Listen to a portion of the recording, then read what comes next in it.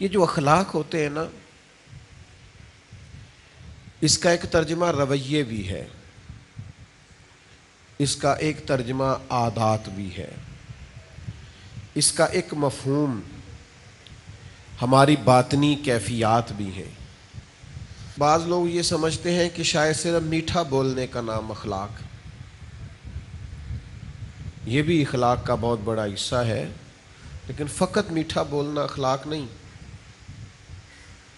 میٹھا لوگ اپنے مطلب کے لیے بھی بولتے ہیں، کام نکلوانے کے لیے بھی بولتے ہیں، کسی کو شیشے میں اتارنے کے لیے بھی بولتے ہیں۔ فقط میٹھا بولنا اخلاق نہیں، بلکہ سچ بولنا اخلاق ہے۔ جو انسان کے باطن میں ہو وہی اس کے ظاہر میں ہو، یہ اخلاق ہے۔ حلم، بردباری، درگزر، محبت، خلوص، خیر خواہی، لوگوں کی بھلائی چاہنا، یہ ساری چیزیں اخلاق ہیں۔ نبی اکرم صلی اللہ تعالی علیہ وسلم نے ارشاد فرمایا کہ میں دنیا میں جو آیا ہوں تو میں مکارم اخلاق کی تکمیل کرنے کے لیے آیا۔ نبی پاک علیہ الصلوۃ والسلام نے جتنے حسین اور اعلیٰ اخلاق تھے ان سب کی تکمیل فرما دی، اور حضور علیہ الصلوۃ والسلام نے اس بات کی اہمیت کو بھی بیان فرمایا کہ یہ جو اخلاقی رویہ ہے نا انسان کا،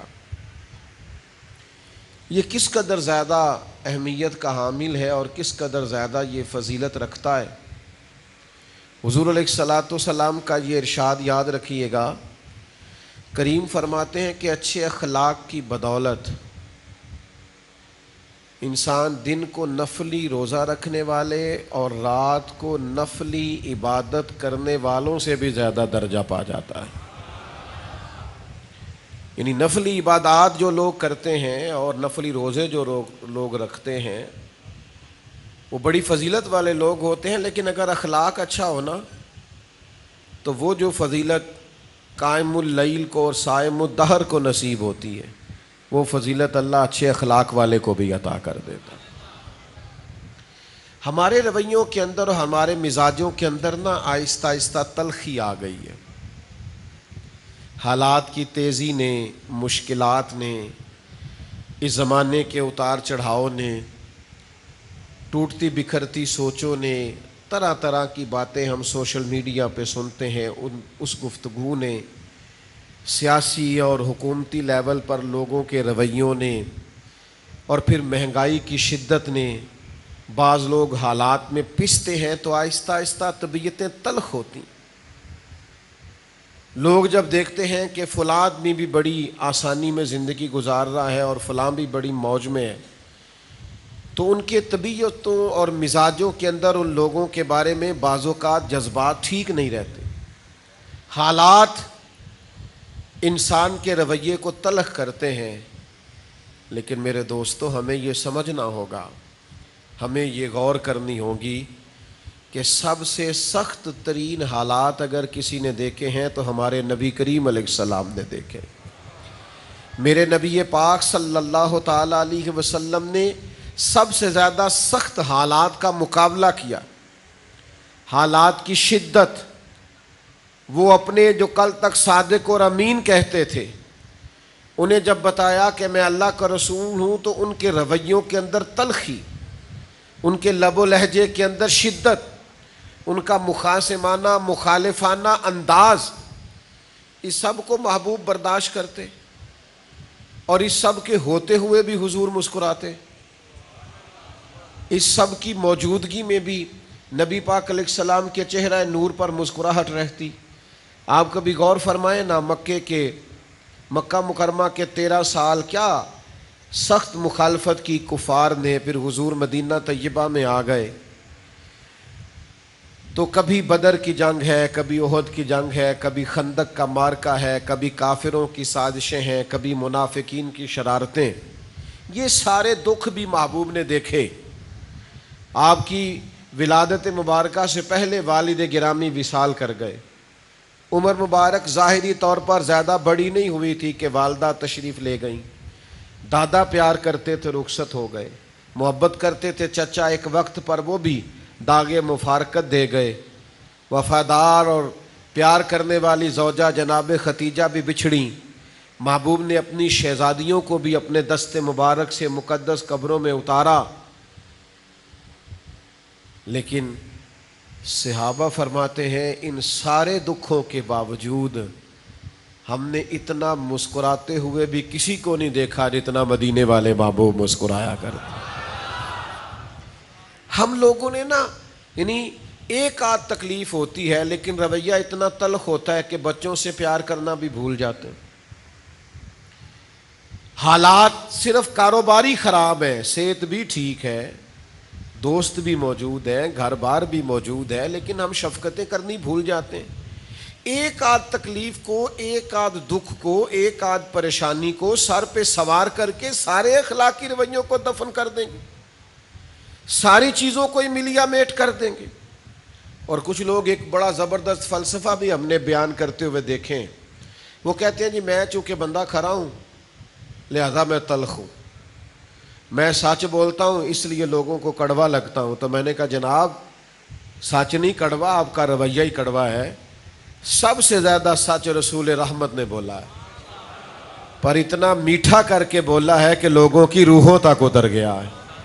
آپ کا انداز ٹھیک نہیں ہے اور آپ ایک نیا فلسفہ گھڑ رہے. لب و لہجے میں حسن ہو، خوبصورتی ہو، تکلیفیں آئی جاتی. حضور علیہ السلام نہ گزر رہے ہیں، یہ صحیح بخاری میں حدیث ہے. سرخ دھاری دار چادر محبوب پاک نے نا مقدس کندھے پہ رکھی ہوئی. حضرت انس بن مالک رضی اللہ تعالیٰ عنہ حدیث کے راوی ہیں. وہ فرماتے ہیں کہ حضور گزر رہے تھے تو پیچھے سے ایک بدو آیا، تو اس شخص نے نا پیچھے سے پکڑ کے چادر مبارک کو کھینچا. تو فرماتے ہیں میں نے خود دیکھا حضور کی مقدس اور نازک گردن پر نشان پڑ گیا، تکلیف دی اس نے. فرماتے ہیں یوں پلٹ کے محبوب نے پیچھے دیکھا نا تو کہنے لگا یا رسول اللہ میں کچھ مانگنے آیا تھا. دروازہ جو ہمارا زور سے کھٹکھٹائے اس فقیر کو خیرات نہیں ملتی. کہتے ہیں جا دوڑ جا، تو کوئی قرض لینے آیا. چادر مبارک کو پکڑ کے کھینچا، مقدس گردن مبارک پر نشان پڑ گیا. محبوب نے پلٹ کے دیکھا اور جب کہا نا میں کچھ مانگنے آیا تھا، تو یہ ہے وہ مقام جو سمجھنے والا ہے. اس تلخی پیدا کرنے والے ماحول میں بھی جب میرے کریم نے پلٹ کے دیکھا تو رسول رحمت نے مسکرانا شروع کر دیا، اور جس کی تسکین سے روتے ہوئے ہنس پڑے اس تبسم کی عادت پہ لاکھوں سلام. حضور مسکرائے. اور ایک روایت میں یوں ہے کہ محبوب نے فرمایا یہ جو دو پہاڑیوں کے گرد بکریوں کا ریوڑ کھڑا سارا اسے دے دو. تو تلخی لوگ کریں گے ہی. آپ کو بڑے سارے لوگ ملیں گے جو مزاج کے اندر تلخی پیدا کریں گے. ہم نے لوگوں کو دیکھا ہے وہ کرتے ہیں. 95% اور 99% پیار کرنے والے بھی ملتے ہیں. اگر کوئی ایک آدھ صرف تلخی کرنے والا مل جائے تو وہ تو ویسے بھی ہونا چاہیے، نہیں تو نظر ہی لگ جاتی ہے. تو آپ کو تھوڑا تھوڑا چیزوں کو سمجھنا چاہیے. لیکن ہر بات میں ناراض ہو جانا، ہر بات میں پریشان ہو جانا، ہر بات میں الجھ جانا، ہر وقت ناراض رہنا. حضرت خواجہ نظام الدین صاحب محبوب الہی رحمۃ اللہ علیہ کی خدمت میں آپ کا ایک مرید آیا کہ حضرت آپ ہمیں ہمیشہ معاف کرنے کا سبق دیتے ہیں، آپ ہمیشہ درگزر کی بات کرتے ہیں اور لوگ بڑی تکلیف دینے لگے. حضور آج کے بعد جس نے ہمارے رستے میں کانٹے بچھائے نا ہم بھی اس کے رستے میں کانٹے بچھائیں گے. تو حضرت سلطان المشائخ فرمانے لگے آدھے رستے میں اس نے کانٹے بچھا دیے اور باقی آدھے رستے میں آپ نے بچھا دیے تو ساری سڑک تو کانٹوں سے بھر جائے گی، یہ تو راہگیروں کے بھی پیر زخمی ہوں گے. وہ چپ کر گیا. آپ فرمانے لگے اپنی لڑائی میں ساری دنیا کا نقصان کیوں کرتے ہو؟ حضور پھر کیا کروں؟ فرمایا اسے بچھانے دے، وہ بچھاتا جایا کرے، تو نظام الدین کے پاس آتا جاتا ہے تو اٹھاتا رہا کر. کچھ لوگوں کو کانٹے اٹھانے کی بھی تو ڈیوٹی کرنی چاہیے نا. ہمارا یہ مزاج بن گیا ہے کہ تلخی ہی تلخی، پریشانی ہی پریشانی، دکھ ہی دکھ، ہر وقت الجھے الجھے سے، ہر وقت بکھرے بکھرے سے، ہر وقت آزمائش میں، او بھائی پیار کریں، محبت کریں، لب و لہجے کو باوضو رکھیں، ذرا دوسروں کے ساتھ انداز شفقت والا بنائیں۔ یار کبھی تو ایسا ہو نا کہ آپ کے ساتھ واقعی کو تلخی کر گیا ہے، پر آپ کہیں یار پھر کیا، میری کون سا کوئی شان ہے، کوئی کر گیا بات تو پھر کیا ہوا، اسی کسی دے کچھ بھی نہیں لگ دے، نہ کوئی ساڈا دردی۔ کبھی کبھی ایسا ہونا چاہیے نا، مطلب وہ فلانا بھی میرے خلاف گل کر، پھر کی ہے جے کسے گل کر لئی، ایڈا پاکیزہ بن کے بہنے دی لوڑ کی ہے۔ میں مسکین پرانا خادم، اے تے کسے در ملی نہ ٹوئی، اے تے واصف یار نے نظر جو کیتی تے واصف ہی ہوئی۔ کسی وقت انسان کو تھوڑا سا نا زمین پہ بھی اترنا چاہیے، یعنی وہ کچھ بندے نا بولتے ہیں لفظ کہتے تو مینوں جاندا نہیں، سبحان اللہ۔ مثلا کی ہو جی تسی یہ تو انو جان لئیے تو کی ہوئے گا، مثلا کیا ہو جائے گا، چھوڑے آپ کس چکر میں پڑے ہوئے۔ عاجزی، انکساری، رویوں کی مٹھاس۔ ملازمین کے ساتھ ہمارا کیا رویہ ہوتا ہے؟ بہت سارے ملازم دعائیں نہیں مانگتے یا اللہ میری جان چھڑا دے، الا ماشاء اللہ، سب نہیں، اچھے اچھے لوگ بھی ہیں، لیکن زیادہ تر کی بات کرتا ہوں۔ لوگ بڑی تکلیف نہیں محسوس کرتے، اور پھر ملازم اگر کوئی ایسا ہو بیچارہ جس کا گھر بار کوئی نہ ہو، کچھ تو چلو تلخیوں سے بچے، پر 5 بجے تو گھر چلے گئے نا، اور اگر کسی کا گھر بھی کوئی نہ ہو پھر رہنا پڑے تو کتنا مشکل ہوتا ہے۔ لیکن یہ عام دنیا کا رواج ہے۔ میرے نبی پاک علیہ السلام کی بارگاہ کے رواج تھوڑے انوکھے ہیں، تھوڑے انداز ہٹ کے، ذرا کائنات سے الگ کر کے میرے کریم کا ماحول ہے اور کریمانہ ہے۔ حضرت زید بن حارثہ رضی اللہ تعالیٰ عنہ بچپن میں بچھڑ گئے تھے اپنے گھر سے، کسی نے مکے لا کے بیچ دیا تھا، پھر وہ بکتے بکاتے سیدہ خدیجۃ الکبریٰ تک پہنچے۔ آپ نے وہ ساری داستانیں سنی ہوئی ہیں کہ مکے کے لوگ اور عرب شریف کے لوگ دور جاہلیت میں اپنے غلاموں کے ساتھ کیا سلوک کرتے تھے، کس طرح انہیں مارتے پیٹتے تھے۔ اگر غلام نے جانور دھوپ سے کھول کر چھاؤں میں نہیں باندھا تو مار پڑتی تھی، کیوں نہیں باندھا، اور اگر کسی وقت اس نے باندھ دیا تو کہا تو نے پوچھا ہی نہیں، تو اتنا مرضی کا مالک ہو گیا، اب اپنی مرضی کرے گا۔ ہر وقت تکلیف تھی غلاموں کو، لیکن قربان جائے حضرت زید بن حارثہ سیدہ خدیجہ کی بارگاہ میں پہنچے، جب وہ میرے محبوب پاک علیہ السلام کے نکاح میں آئیں تو حضور کی خدمت میں آ گئے۔ انہوں نے بڑے آقا دیکھے تھے، پر جب آئے نا رسول کریم کے حضور، جب آئے نا نبی پاک کی بارگاہ میں، سرور کہوں کہ مالک و مولا کہوں تجھے، باغ خلیل کا گلے زیبا کہوں تجھے، تیرے تو وصف عیب تناہی سے ہے بری، حیران ہوں میرے شاہ میں کیا کیا کہوں تجھے، میں کیا کیا کہوں تجھے، لیکن رضا نے ختم سخن اس پہ کر دیا، خالق کا بندہ اور خلق کا آقا کہوں تجھے۔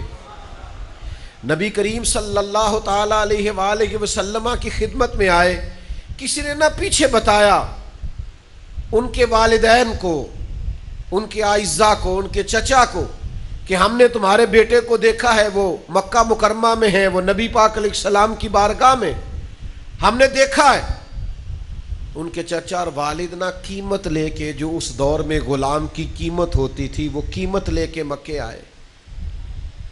یہ حضور کے اعلان نبوت سے پہلے کا واقعہ بتاتے ہیں سیرت نگار، کہتے ہیں وہ حضور کی بارگاہ میں قیمت لے کے آئے اور عرض گزار ہوئے یہ قیمت لے لے اور ہمارا بیٹا ہمیں دے دے، چچا اور والد۔ نبی کریم مسکرائے، فرمایا میں زید کو بلاتا ہوں، اگر تمہارے ساتھ جانا چاہے تو پیسوں کی ضرورت نہیں۔ چچا نے باپ کی طرف دیکھا اور باپ نے چچا کی طرف دیکھا، بھلا غلامی نہیں چھوڑنا چاہے گا، بھلا گھر نہیں جانا چاہے گا، بچھڑا ہوا نہیں جانا چاہے، یہ کیسے ہو سکتا ہے؟ غلام تو تڑپتے ہیں، کہ ہم اپنے گھر جانا چاہتے ہیں. خدام تو ملازمت چھوڑتے ہیں کسی طریقے سے میں نکل جاؤں، لیکن یہ فطرت کا انوکھا انداز اور قدرت کے عجیب رنگ کہ اس زمین نے یہ منظر بھی دیکھا، اس آسمان نے یہ نظارہ بھی کیا کہ میرے کریم نے فرمایا بلاؤ نا زید بن حارثہ کو. حضرت زید بن حارثہ آئے تو فرمایا پہچانتے ہو کون ہے؟ یا رسول اللہ میرے والد ہیں. پہچانتے ہو کون ہے؟ حضور میرے چچا ہیں. ملو نا. دوڑ کے گئے، والد اور چچا سے بغلگیر ہوئے، محبتوں کا تبادلہ ہوا، آنسوؤں سے ایک دوسرے سے ملاقات ہوئی، رنگ ڈھنگ بدل گئے. جب تھوڑی دیر کے لیے دل ہلکا ہوا نا تو محبوب فرمانے لگے، وہ کھڑے تھے حضرت زید بن حارثہ اپنے چچا اور والد کے پاس. محبوب فرمانے لگے آپ کے والد اور چچا لینے آئے ہیں، اگر جانا چاہیں. ادھر دیکھو یار، اگر آپ جانا چاہیں. حضور نے فرمایا اگر آپ جانا چاہیں تو پابندی کوئی نہیں، جا سکتے ہیں. حضرت زید دور کھڑے تھے، دوڑ کے آ کے قدموں میں بیٹھ گئے. وہ دیکھو نا بریلی کے امام بولے، کہنے لگے تیرے قدموں میں جو ہے غیر کا منہ کیا دیکھے، کون نظروں پہ چڑھے دیکھ کے طلبہ تیرا، اور تیرے ٹکڑوں پہ پلوں غیر کی ٹھوکر پہ نہ ڈال. میں جھڑکیاں کھاؤں کہاں چھوڑ کے صدقہ تیرا. کہ یا رسول اللہ ساری باتیں آپ کی ٹھیک ہیں، کریم جو آپ فرمائیں درست ہے، والد بھی آ گئے چچا بھی آ گئے، پر حضور میں آپ کا دروازہ چھوڑ کے کہیں بھی نہیں جاؤں گا.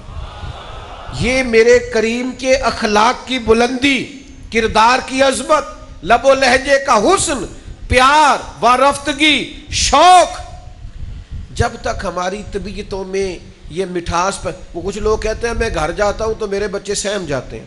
تو میں نے کہا جناب یہ تو آپ نے بڑی عجیب بات بتائی ہے، یعنی بچے باپ سے بھی پیار نہیں کر پاتے، یعنی آپ کے بچے آپ کی چھاتی پر بھی کھیل نہیں سکتے. یہ کیا آپ نے رویہ پایا ہے؟ آپ کے بچے آپ سے بھی پیار نہیں کر پاتے. اور میرے کریم کا حال یہ ہے کہ حضور نماز پڑھنے میں جاتے تھے تو نواسے نواسیاں ساتھ چلے جاتے. چھوٹے چھوٹے بچے حضور کے نواسے اور نواسیاں جب چھوٹے تھے تو ساتھ چلے جاتے تھے نماز میں بھی. او بھائی، اتنی جلدی رویوں کو تلخ کرنا، ناراض رہنا، پریشان رہنا، ہر وقت شکوے کرنا، ہر وقت دکھ ہی سنانا.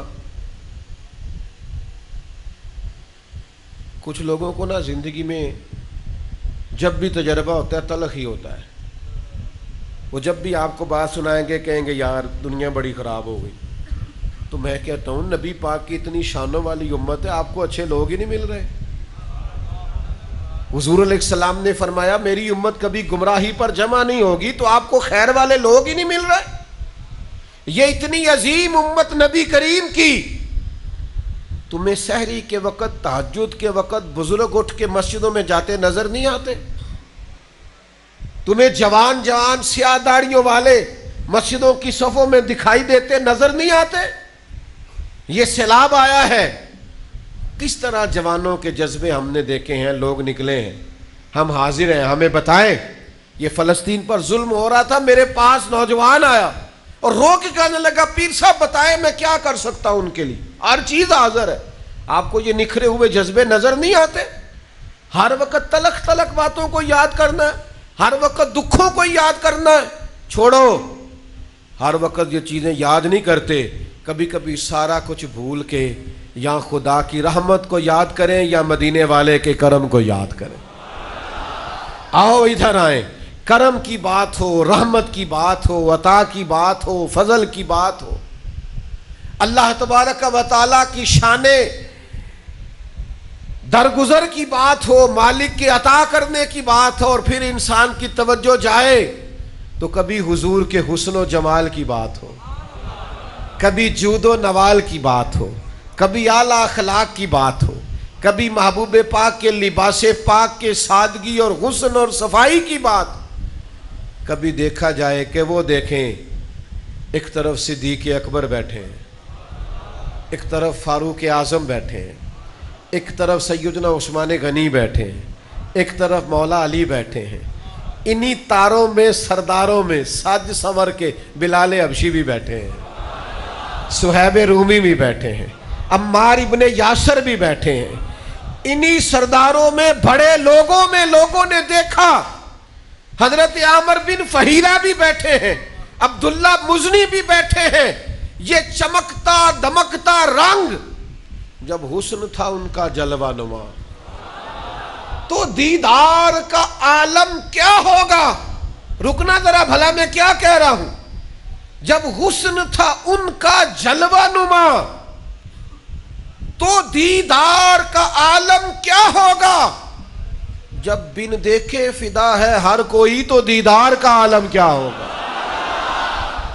तू अजय मेरा महबूब नहीं डिठा, और जब बिन देखे फिदा है हर कोई।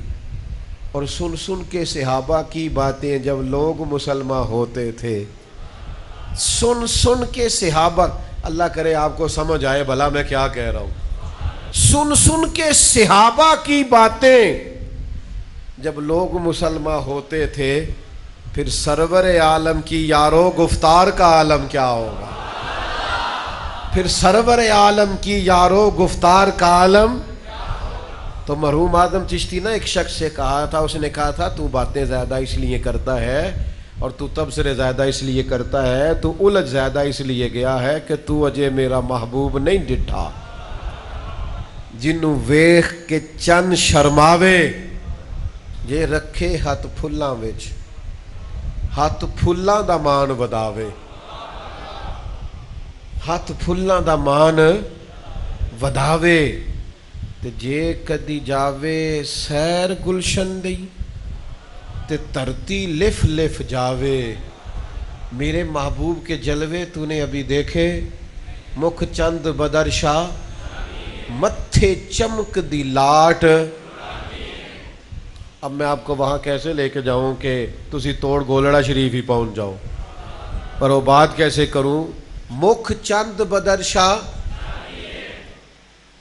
पीर साहब को जब ज़ियारत हुई ना, मेरा तो यही नज़रिया है, जब उन्हें ज़ियारत हुई ना तो उन्होंने एक जुल्फ़ मुबारक को पेशानी पे देखा।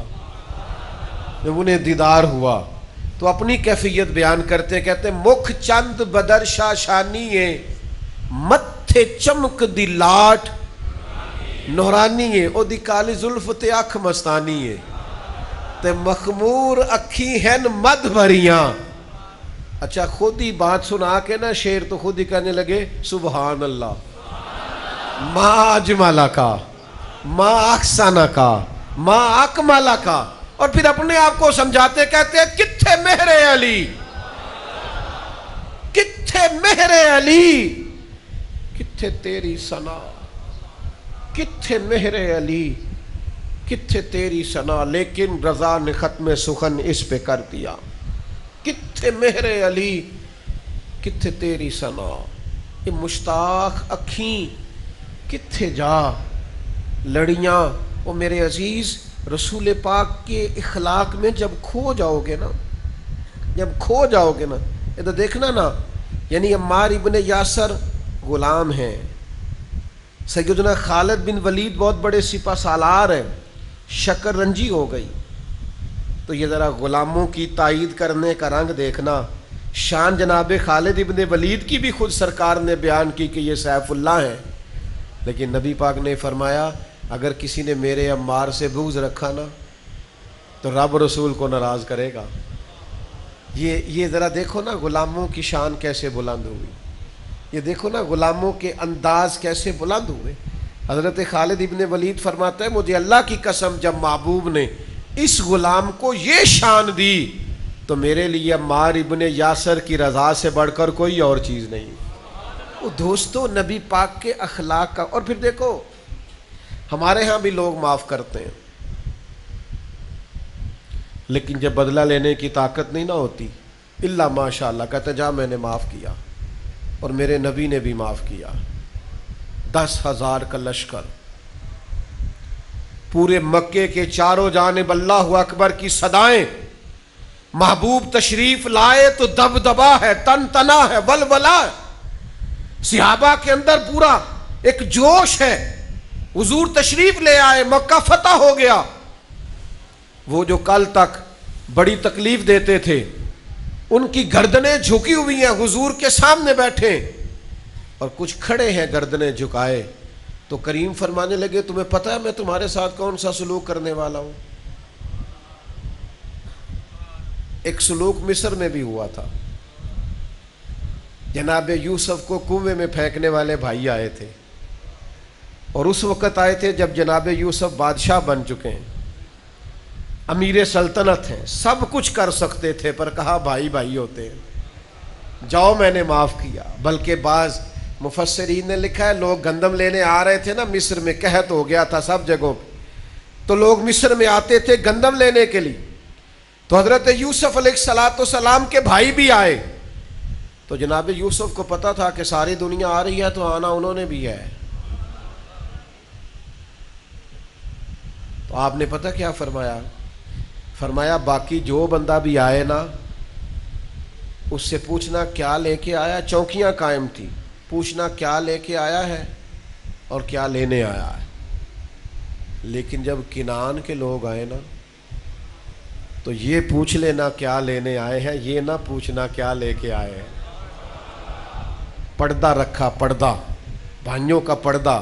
بھائی پھر پیارے تو ہوتے ہیں نا، منی دا نہیں، مننا چاہیے دا بھی نہیں. کیونکہ پھر اپنے بچیاں دے سامنے بندہ تھوڑی بہت غیبت کر بیندا نا، معاذ اللہ، اللہ معاف کرے، کہ بھائی ایسا ہے، بھائی ایسا ہے، بھائی ایسا ہے، مجھے بڑا لوٹتا ہے. پھر وہ بچے سمجھ جاتے ہیں چیزوں کو کہ یہ اب اس طرح کے مسائل ہیں. پھر کسی وقت بھائی کو ضرورت پڑ جاتی ہے 2-4 لاکھ کی، پھر دل کرتا ہے کہ اسے 3 کی ضرورت ہے تو بندہ 5 دے. پھر اپنے بچیاں نو پیا مطمئن کردا ہے، کہندا میرے کو روز نہیں دین ہوندے، میں 2 کو دیاں گا، ادو ود نہیں میں دینا.